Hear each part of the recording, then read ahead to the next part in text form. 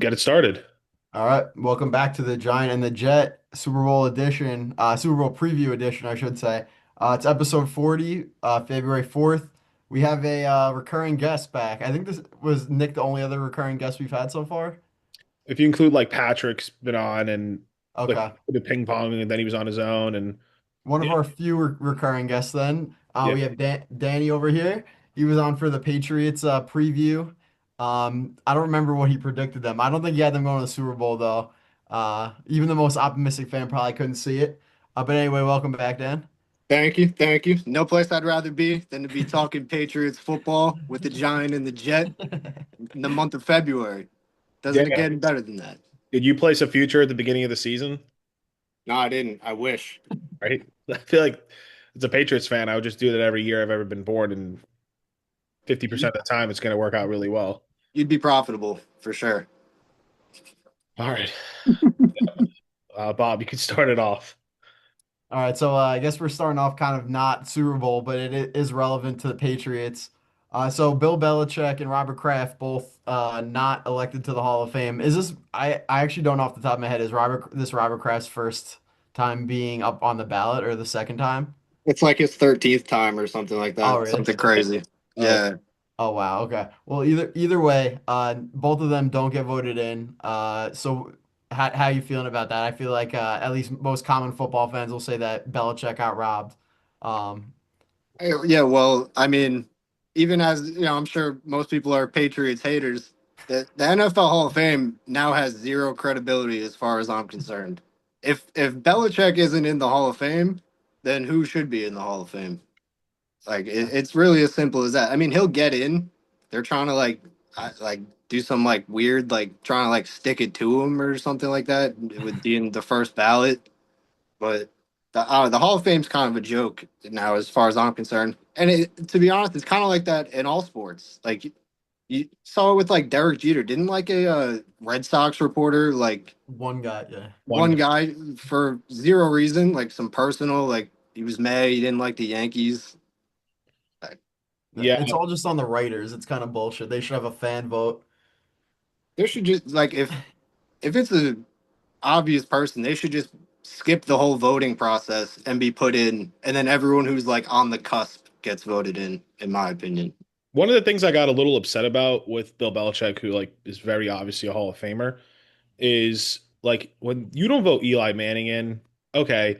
Another thing about that is his age, right? Statistically, he's not going to die. Bill Belichick is of the exact age of the average life expectancy in America for men. Like, we're going to make him wait a year. Does he have a year? Like, I just thought that was kind of fucking crazy to just be like, oh, we'll make him wait. And Robert Kraft, I know he's married to a 35-year-old like surgeon or something, but like Robert Kraft doesn't have these years. Like, if why are you proving this point? Like, is this a Pete Rose situation where they're not gonna like let them back in until they die?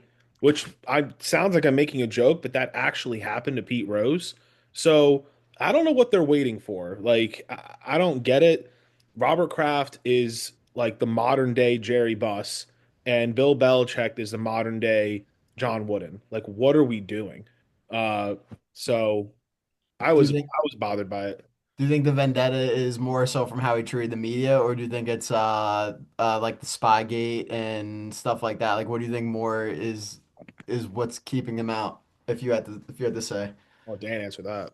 It's probably Spygate and all the other. I mean, maybe it is how he treated the media, but like the NFL Hall of Fame shouldn't be based on that, like some personal stuff. The media doesn't like him, so they don't vote for him. It's a joke. It needs an overhaul. I don't know where they're finding these people to vote, but they they need to be discredited. We should all prove that we watch like 20 hours of football a week and get our own votes ourselves at this point. Honestly, Basically. I just wanted I kind of threw that question in there because I was just curious as a Patriots fan. So now we can get to the Super Bowl. This podcast is all going to be about the Super Bowl on everything we can think about it. I wrote some fun questions in here. So the first one is just about defense. So it's not that complex. I know Bob wrote you a text about like zone versus man, but I kind of was going for the Rams heavily. I was betting, gambling on the Rams, predicting the Rams, so I really was invested in the game. It seemed like every single time the Rams went into zone, Cooper Kupp just killed them. And then when they tried to go into man, I mean, it looked like JSN was open by like 5 yards. If you throw in those two players plus the run game, like how do you think the Patriots are going to stop this pretty dominant Seattle team? Well, I think in the run game, like the Patriots have shown all. First of all, the Patriots are a top defense in this league. No offense to the Rams, but the Patriots secondary is far and away better than anything that the Rams have. But in terms of the run game, Milton Williams basically takes that away by himself. You pair that with him and Christian Barmore up front. I don't think they're too worried about the run game. Um, as far as like what happened in that Rams Seahawks game, I think like not so much that it mattered if they were in zone or man, but I noticed what the Seahawks did a lot of in that game was kind of like mix guys around like where they were. Like they were putting JSN on routes out of the backfield. I think he caught a touchdown on one of them, little like scissor route out of the backfield. So I think they're going to do more of that.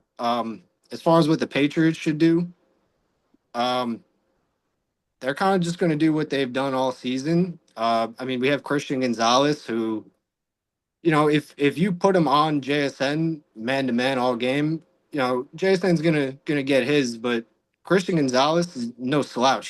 He's a top three corner in the NFL. Um, the Patriots this year, though, they kind of don't really do that whole thing, like stick with the man all over the field. Um, they do run a good amount of zone. They switch to man a lot at the same time, but I think what they really need to do to slow that down is to just get pressure on Sam Darnold, make Right. him make him uncomfortable back there. He's been good this postseason of not turning the ball over, but he is turnover prone, and I think we're gonna send Patri- some pressure at him and make him make mistakes. Patriots have done that the whole postseason too. They've made the other quarterback make mistakes. They had him around, so they got to keep doing Exactly. it. Yeah, I think one of the I just looked it up just to double check myself.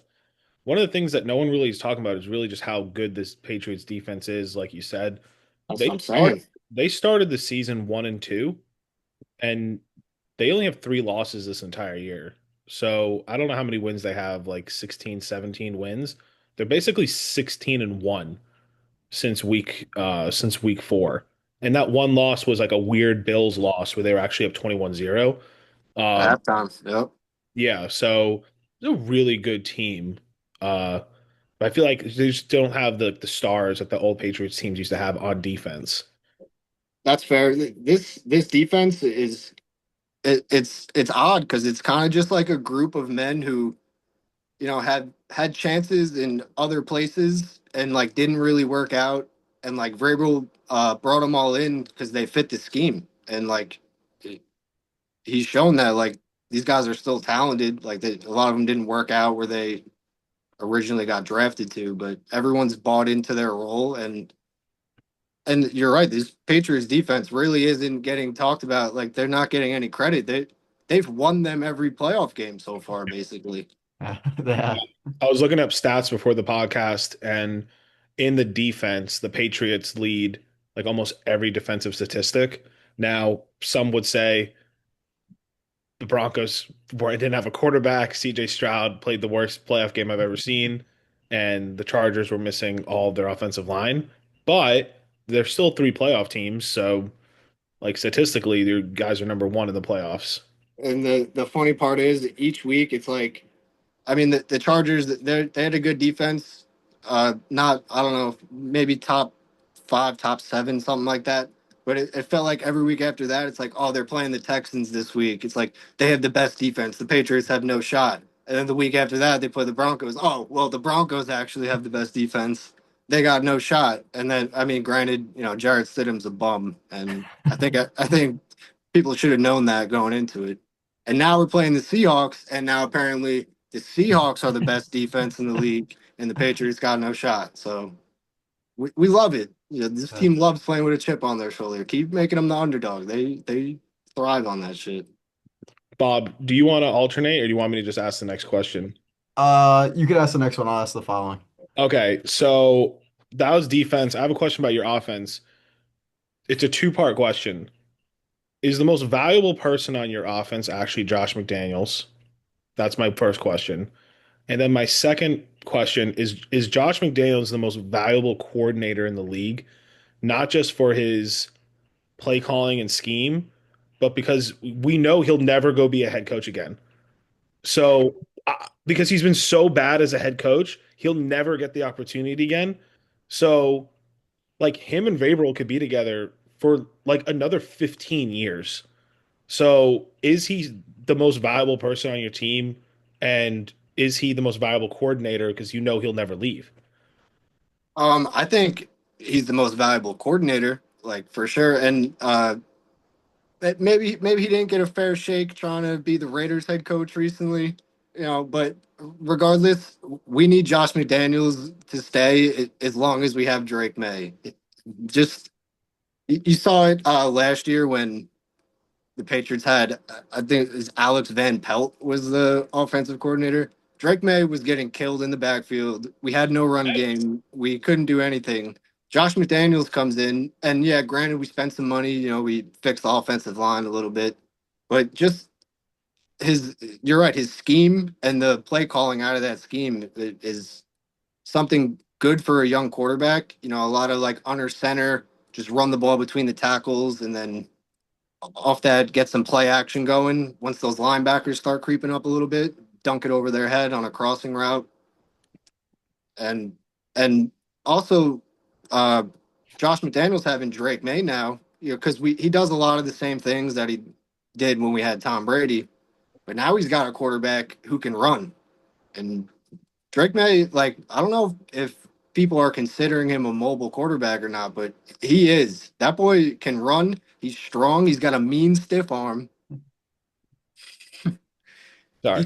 He's the most accurate quarterback in the NFL. He's not afraid to take shots down the field. And pair that with Josh McDaniels, they're gonna have a long career together. Well, the next question's Bob's, but he could. Yeah, so I guess just sticking with the offense. So you guys go into the draft this year, you pick Will Campbell. He says he's willing to die for his quarterback already the second you draft him, which is exactly what we want to hear. How important do you think not only Campbell but the rest of your offensive line is going to be in stopping this the Seahawks defense that features Leonard Williams among a slew, I guess it doesn't really affect the offensive line as much, but a slew of good defensive backs as well. I mean, Will Campbell's got to play good. He's been pretty much ass this entire postseason. He was better against the Broncos, uh, but the thing is with this matchup is it might be one of the easier matchups that our offensive line is going to have in the postseason. They don't have Will Anderson and Daniil Hunter. Daniil Hunter. They don't have Khalil Mack. They don't have Nick Benito. The Seahawks get a lot of their pressure from their interior guys, like Leonard Williams and was it Dexter Lawrence that they have, I believe. Could be wrong. Fact check me.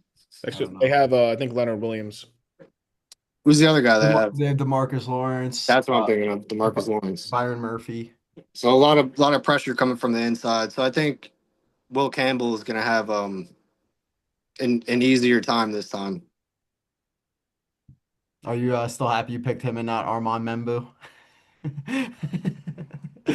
I'm gonna be honest. I haven't really followed Armand Membu's career path. I know he He's was. actually been pretty good so far.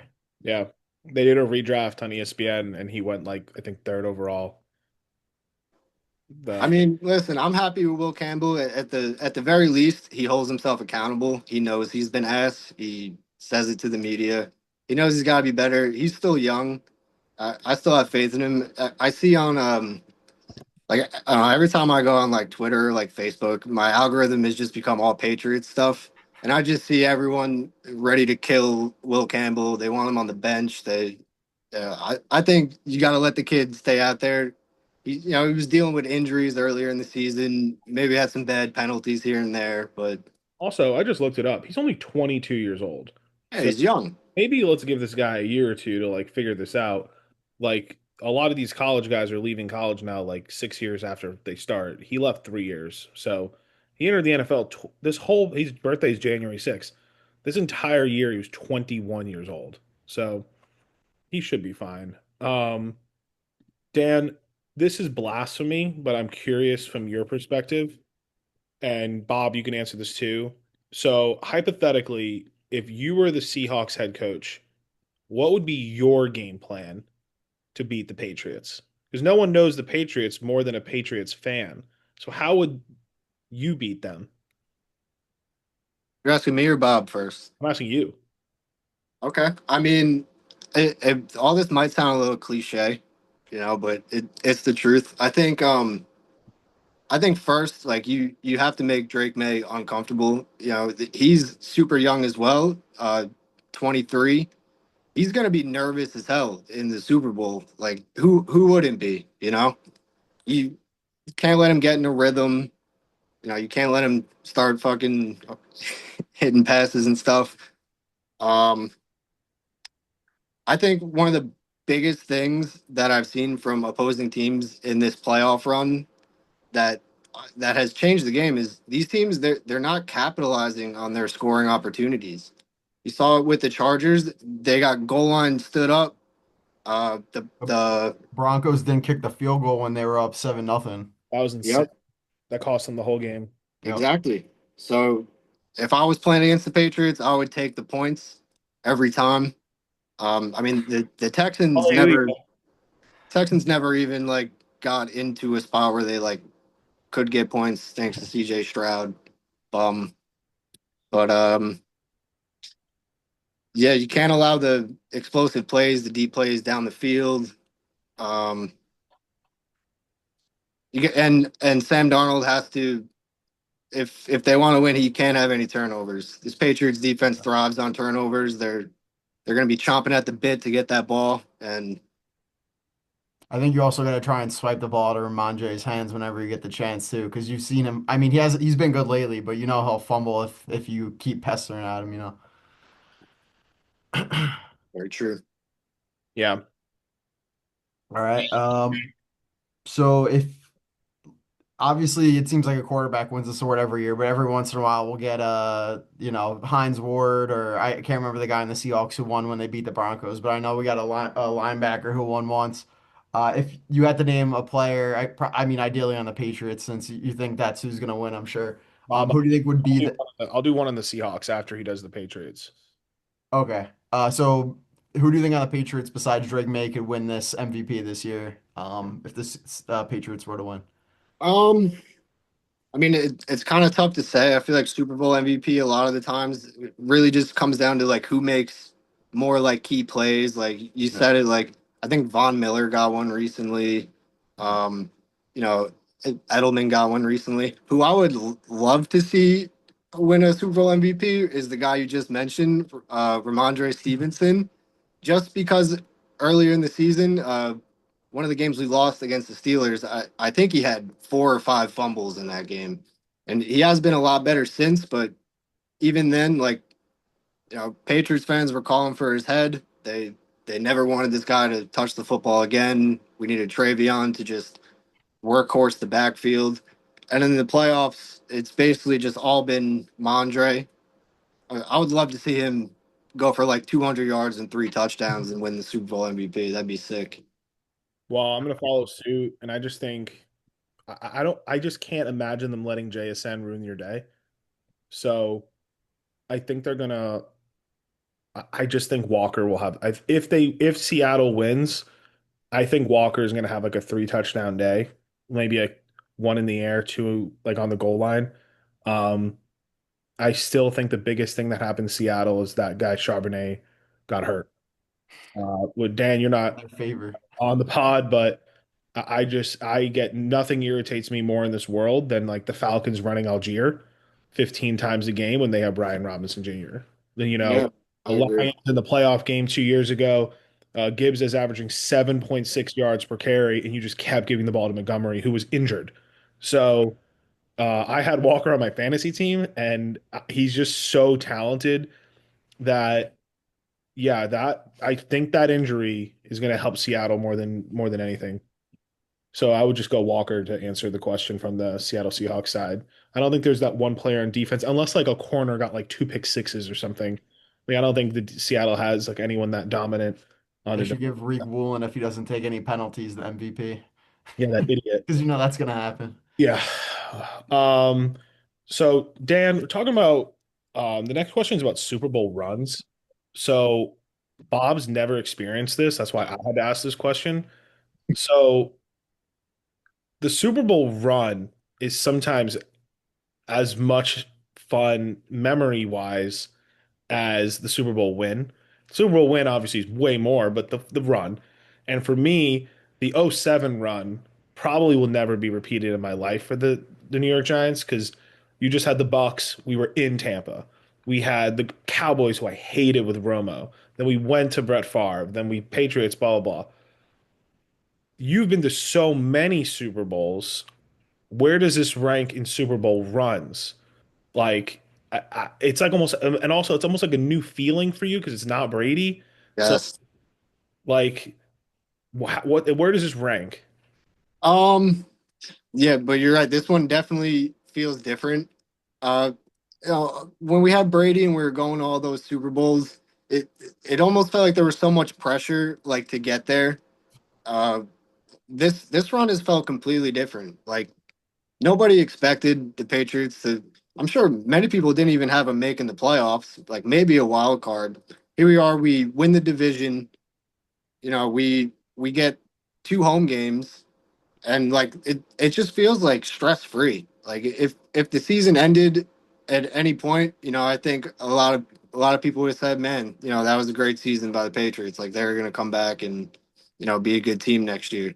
And then we just keep winning these games, and now we're in the Super Bowl, and it feels like there's like they're embracing like the underdog role. Like the Patriots have never felt like the underdog in a playoff game. Like every game felt like do or die, and the world was going to end if they lost any of those games leading up to the Super Bowl. Like it kind of feels good. It feels really good.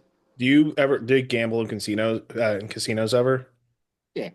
I feel like because I just was in a casino, and I feel like when you like, let's say you start the night with 500 bucks and you go up to 1,000, and you're like, all right, I'm gonna get this 500, put it away, and now I'm just playing with the 500 I won. Now I'm just playing with this, and I'm just having, even if I lose, like I'm just having a good time. Like, Playing with With house house money. money? you That's know Yeah. what what I it mean? feels Like, like. worst comes to worst, I'm gonna leave here with, I'm not losing anything. You're just playing Exactly. house money right now. Well, that's cool. Uh, we're going to fun questions, so we have probably like 4 or 5 fun questions. I'll ask the first, and then Bob has a few. Once again, I'm asking this one, kind of poking fun at Bob, but I'm kind of being serious. What do you say to Jets fans? Because I'm sure you're surrounded by a few. What do you say to Jets fans who have not had a quarterback since 1976? That's the year Namath retired. Now that you seem to have pretty much, you've had some quarterbacks in between, but pretty much back to back all pros. That's Mac Jones' erasure, by the way. I'm just saying, yeah, you had 6 years. Oh no, I had a He was five. a Pro Bowl quarterback, or no, he wasn't all pro, but he was definitely a Pro Bowl at one He was a point. Pro Bowler. He grittied in the Pro Bowl. Yeah. Yeah, I remember that. But what do you say to Jets fans now that you could potentially have Drake May for the next 17 years? I mean, it feels bad. Like we can't do anything but thank the Jets at this point. They essentially gave us Brady by taking out Bledsoe, who Mo Lewis, probably right? yeah, Brady may have never seen the field if that didn't happen. Bledsoe was on like a 10-year contract that he just signed, and now the Patriots sweep us in a season after not beating the Patriots for like 8 years straight. They Yeah, sweep us, basically giving us the pick to get Drake May. So it feels. that's good.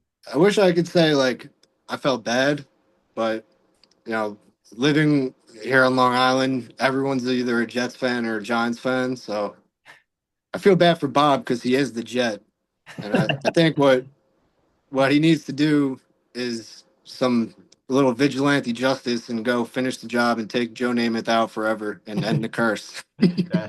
I also got to get the Epstein files revealed that show Woody Johnson's name in it a billion times. That would be a big one. Yeah. Get that owner out of there. Anyway, so thanks, Dan. Thanks for the words, nice words of advice and everything. As a person that now lives up in Buffalo, everyone up here glazes Josh Allen. He's a beast. I kind of get it. But what would you say to those Bills fans who thought that this was going to be their division as long as Allen was in the league? And do you feel bad that they've had Allen for all these years? I think it's 8 years now, and they haven't made it to the Super Bowl. And you get Drake May, and you're already there. Do I feel bad? No, no, No. I don't. Uh, actually, low key, I feel a little bad if you're a Bills fan and you're like over the age of like 40 and you saw them go to the Super Bowl those three times in a row and then lost. And now, like in recent history, like they just can't get over the hump. As far as like recent history, like the last couple years, especially this year, it's kind of hard to feel bad for a team whose owner and GM are like kind of clowns. Like they have Josh Yeah, Allen and they call him Superman over and over and over again, but then they don't get him any help at all on offense. afraid to trade their picks. And then they like throw their wide receiver draft picks like under the bus. Like if I was Keon Coleman, like I would throw games from here on out. He needs to get So out of there. You don't feel bad for our friend Carl. no, I don't know Carl. So sorry, Carl. I don't feel bad. The biggest Bills fan we know. He's very upset. Sorry, bud. You get him next year.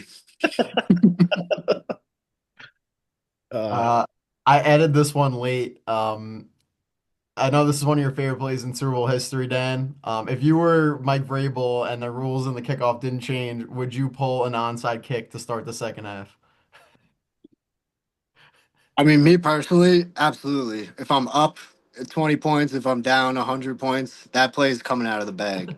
It as much as like I'm still kind of like up in the air. Like I don't really know how I feel about the new kickoff rules. Like I kind of think it's bullshit that if the ball doesn't land in a spot, then a team basically has to get like 10 yards now with how good kickers are to kick a game-winning field goal. No. But taking away the ability to surprise onside kick is it should be punishable by death. Like yeah. that, we're missing out on historic moments now. Even the threat of it. Because now you're like watching every kickoff, you know what I mean? But Bullshit. all right, next two questions are super fun. Obviously all hypothetical. So besides Tom Brady, because I thought that'd be too obvious, what previous Patriots offensive player, all Patriots history, Mhm. choose to play in this one game in the Super Bowl for your team this upcoming Sunday? So this might be like the second easy answer other than Tom Brady. I'm going with Gronkowski. Seattle is not good against tight ends. I think they allowed the fifth or sixth most yards to tight ends all year. Granted they're playing Trey McBride twice a year, and that had a lot to do with it. He had some pretty good games against them. But I honestly, I would take Gronk today. Like not just prime Gronk. Like Gronk could come out of retirement to this game, and I think he would still eat. There's no one that could match up with him. Back in the in their Super Bowl rematch, like the first one, they had Cam Chancellor, and that dude was a monster. He wasn't afraid of anything. He, hurt Gronk multiple times. But yeah, that's what I would go with. Nah. I thought of two other ones. So it was the offensive lineman, John Hanna, from back in the day. Apparently he was like the best like offensive lineman ever. Yeah. But then the real one I thought of was Randy Moss. Like '07 Randy Moss. I don't I agree with you. I'd pick Gronkowski still just based off blocking and then obviously the matchups. But '07 Randy Moss would have been pretty fun. But then again, he didn't really do anything in the Super Bowl versus us. But well, he did catch a touchdown. So anyway, Randy Moss Almost caught the game-winning touchdown. hit his That was like fingertips. 80 yards in the air. Hit his, hit his fingertips. Yeah, but Gronk. I mean, Bob, who would you have chosen? Randy Moss or Gronk? I probably would have chose Moss just because I feel like the Patriots don't have like a true wide receiver one. I know like Booty's pretty good. Diggs is like older, but he's still pretty good. But I feel like they don't have like that true X, and I think that's exactly what Moss is. So Moss would have probably been my pick. Okay. I think either way, having either of them would be sick for this team. No. Just in general, they're both probably Hall of Famers, right? Are they both already in? Well, Gronk will be. who knows? Yeah, Yeah, maybe not Gronk. I don't think Gronk's eligible yet, but they might try to stick it to him. Which, by the way, going back to that, is Tom Brady now not a first ballot Hall of Famer? Is he going to get Maybe, the Belichick treatment? He maybe deflated those balls. based upon precedent, based upon the precedent they just set, Tom Brady would not be a first ballot Hall of Famer, which is would make the Hall of Ridiculous. Fame not even the Hall of Fame. Deflated footballs in a game where LeGarrette Blount ran for fucking 5,000 yards and 8 touchdowns. Really, really did something. Jumping to the other side of the ball. Any Patriots defensive great, who would you want to bring back for this one game? Is it Vrabel, the coach? He's the coach and the player, or That'd be someone funny. else you have in mind? That'd be sick. He did catch touchdowns in multiple Super Bowls, but actually, for this question, I answered this in honor of you. I don't think that this is necessarily a Patriots great, but Are you gonna say Darrell Revis? bring back Darrell Revis for Fuck this game. you. Yes, sir. Yes, sir. Plaster him on JSN. He'll run his route for him. That's a good pick. I was thinking Vince Wilfork, but that's a good pick. I thought you were gonna say Ty Law too. That would have been sick. Ty Law, Asante Samuel, another honorable mention. Um, all right, moving on to power rankings. We do this every week, or at least I try. So from here until football season, I'll have to make up power rankings. This one I thought was easy. It's Bob's segment. These are the top 10 most influential people in the game, the Super Bowl. Players only. I don't want coaches thrown in there. So, Bob, let it rip. Power rankings. So I just want to start with some honorable mentions. I really did want to include kickers on this list. I feel like kicking is important in the Super Bowl. You got to make sure you make your extra points, make all your field goals, and the game is outdoors. And then I also wanted to put a Pat's pass catcher on here, but I really didn't know who to pick. It was between Booty and Henry, honestly. But they spread the ball around a ton. Kyle Williams might get some tread. So no Patriots pass catchers either. Although I did really want to put one. Number 10, I have Rashid Shaheed. I really actually probably should have moved him up a little bit. He's been a crazy playmaker since coming over the Seahawks. I have a feeling the Patriots are going to put the ball in the end zone every time they kick off, which is actually kind of an advantage. Like, look at the ball at the 35-yard line. And I also think the Seahawks will drop 2 to 3 gadget or deep ball plays from throughout the game. Will he hit on him? Who knows? But he is a playmaker, so we'll see. Number 9, I have Reek Woolen. He'll be on the field probably when the Patriots are throwing the ball. I don't think he's like actually a true starter, but he's going to be influential in this game in the fact that he just can't take penalties. Don't don't yell at the sideline. Don't hold your guy on third down. Don't commit a pass interference. Then get burnt. What's up? Then get burnt. Yeah, then get burnt. Yeah, number 8, I have Christian Barmore. He's the Patriots man in the middle, strong against the run. He hits the quarterback. I think he's going to need to hit Sam to slow down this Seahawks offense. Number 7, I have Kenneth Walker. We talked about it before. He's looked pretty good without Sharp. He's going to probably get 75% of the carries in this game, and he's going to need to score probably at least one touchdown if the Seahawks would like to win. Number 6, we also touched on him. Dan's potential MVP if neither quarterback wins, but Ramondre Stevenson is number 6. He's been the Pats guy in the playoffs. I thought Travion was going to get some tread just because he hits big plays, but he's got to hold on to the ball and he's got to have a good running game just to take some pressure off May. Number 5, JSN, one of the most dominant receivers so far this season. It's going to be a good matchup. I have a feeling Christian Gonzalez follows him all over the field. He's going to probably need to score as well, I think, if unless he gets locked down, but we'll see. And that leads to number 4 actually perfectly. Christian Gonzalez. I think he's going to be tasked with stopping this guy JSN. Um, if he does succeed, the Seahawks are going to have to rely on Cooper Kupp, who's aging. And they're going to need Sam to throw the damn ball, Sam. Throw the damn ball.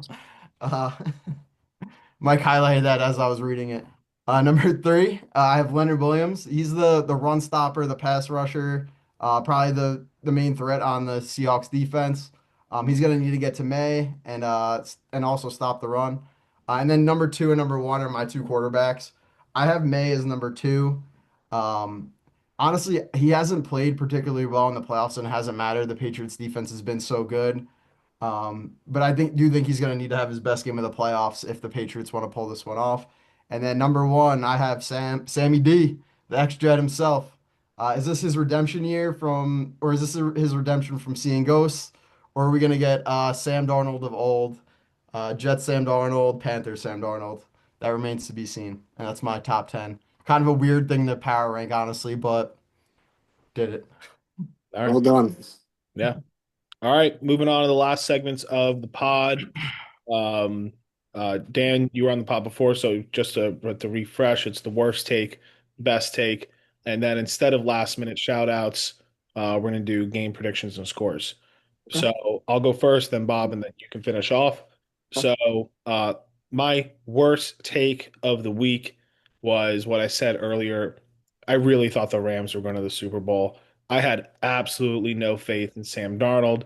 Alex Padron was on this podcast. I'm wrong. And yeah, Did he nail the Super Bowl when he came on? he got every prediction right.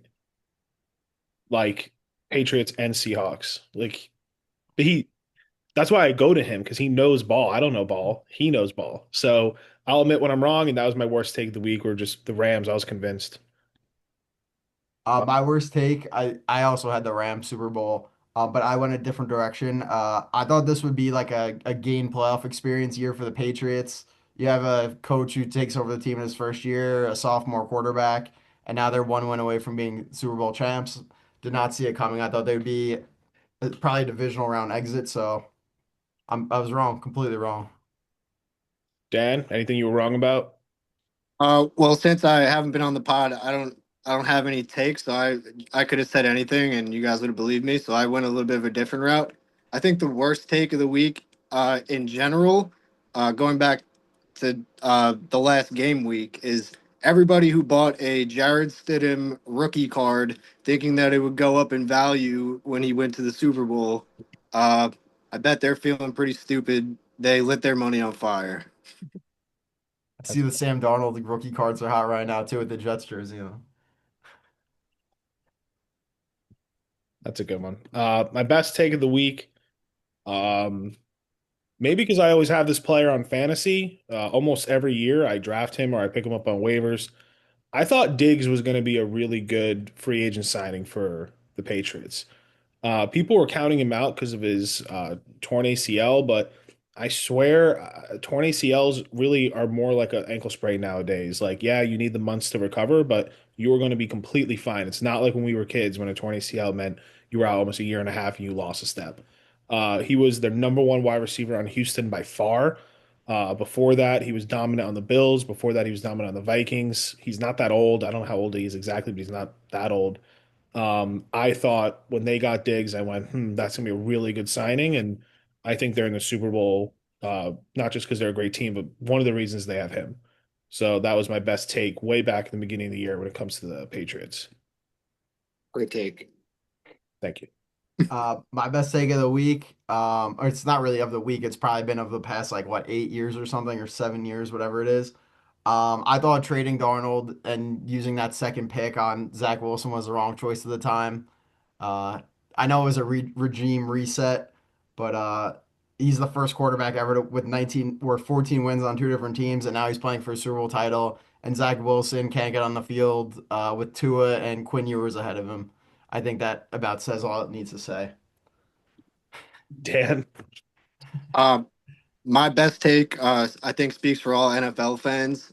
Uh, Once again, the Pro Bowl was absolute unwatchable dog shit. Um, the players don't want to be there. They don't know the rules. Um, Shadur Sanders started the Pro Bowl. It's a joke. Uh, the NFL needs to do better. Roger Goodell, I know you're watching this. Do better. This is his favorite program. um, right before we do who wins the Super Bowl final predictions, I just want to say about the Giants. I hate that hire of Nagy. Um, so we'll see in a couple of years if I was right or wrong. But I just wanted it just happened. Bob, they just hired an OC. Do you like him or love him? Or hate him? I don't know. The Jets, you mean? They hired Frank Reich. Do you like him? I actually do like him. Yeah, All right, so he's we'll good. I hate I think he's my gonna be good. and I hate my, Probably so okay. next Yeah, year we'll see. I just want this on record, so we'll see next year if we're, we'll see. Okay. Because I hate the hire. I hate my hire. All right, who wins the Super Bowl? So we just did a nice little 45 minutes on talking about it. Uh, I'll go first. I think defense kind of goes out the window here, and I think it's gonna be a high scoring game. If I were gambling, my pick would be the over, and I'm gonna go Seattle wins this game. I think they are fundamentally a better team almost everywhere, especially on their weapons. I think they're on the West Coast. Not that that matters too much because the Patriots will be there for like a whole week, but they're closer to home, closer to their fan base. And I have been doubting Sam Darnold now for almost 2 years. I think he plays good. Not great, just if he just plays good, they're going to win. I would go Seattle 34-27. I have the Seahawks winning 28-24. Sorry, Dan. It's gonna be a reverse of the last time you guys met. There won't be a controversial play on the 1 yard line, but I do think it's the final score reversed. All right, Dan. I mean, we're making predictions, so I'll be a little bold here. I think Patriots win 27-24 in overtime. Overtime. Book it. Sprinkle in an Austin Hooper anytime touchdown. Hoop, hoop. How do Okay. you think so the Patriots are gonna defer, Seahawks won't score, and then they'll kick a field goal to win? Who's to say? Maybe Seahawks get the ball, Sam Darnold throws a pick, Patriots kick a field goal to win it. Let's just do one really uh fun little thing. Coin toss. Tails. Tails never fails. Always tails. I don't First remember what I bet last year. I usually do the opposite of whatever I bet the year before. I'll go, I think I went heads last year, so I'll go tails as well. first team to score. First TD scorer or the team? Team and then individual scorer. I think I'll say the Patriots score first, and it's Hunter Henry.